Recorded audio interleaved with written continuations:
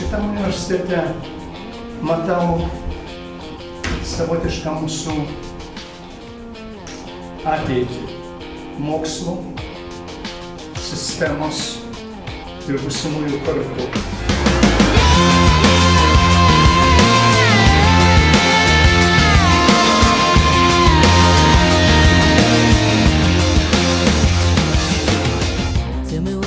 Vadovų išsaugojo savo veidą, kurio esmė būtų laisvė, kolegialumas, labai draugiški šilti studentų ir dėstytojų, ypač jaunųjų dėstytojų santykiai. Ir dar vienas dalykas, kuris aiškiai vadovų įskiria iš kitų universitetų, yra ta, kad nėra kažkokio tai ritualo perdėjimo, nėra to hipertrofoto akademinio ritualo, kurį mėgsta kiti universitetai. VDU vis dėlto klesti daugiau šiltas bendravimas, intelektualus, bet šiltas tonas, bet neformalumas tam tikras, kada net ir rektorius, jau nekalbant apie kitus žmonės, gali bet kada nusimesti švarką, tiesiog pasiimti stiklą vyno arba alaus ir draugiškai, bičiuliškai pasikalbėti su doktorantais arba studentais. Jinai eis į politiką, kad geriau pagyventų. Jūs turite eiti į politiką, kad mes geriau gyventume.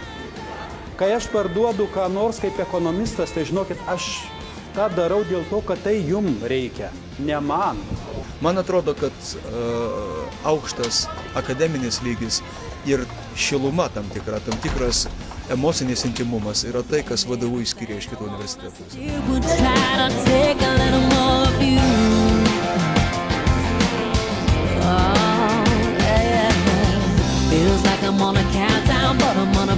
Išmoksite visai kitokio bendravimo, ar ne? Ir tai bus didžiausia vertybė, kurios galite iš universiteto gauti.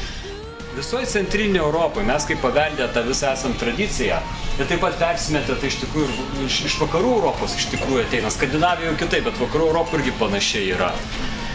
Dėstytojas yra žmogus, kuris yra viršuj, o studentas yra apačioj. Aiškiai, ir pan profesoža yra, ponas profesorius iš vienos pusės, aiškiai, ir ten tie visi studenčiokai iš kitos. Kiek jūs rasite Europoje dėstytojų, kurios studentai vardais vadintų? Po šiai dienai dar mane kai kurie studentai ant tu vadina. Labas, sako, Rūsti, reiškiasi. Tu, tai niekur tokio dalyko nėra.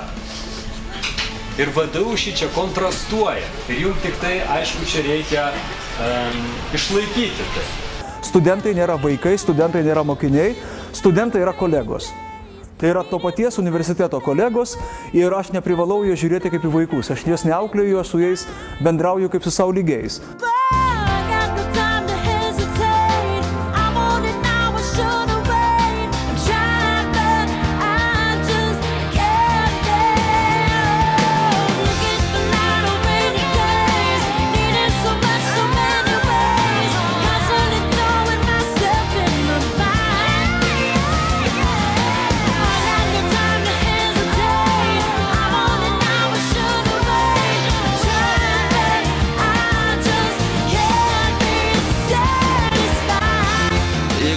Paskaitą, tai tikrai stengiuosi ją išnaudoti ir mokytis, o jeigu aš žinau, kad aš nenorėsiu mokytis, tai tiesiog neinu ją.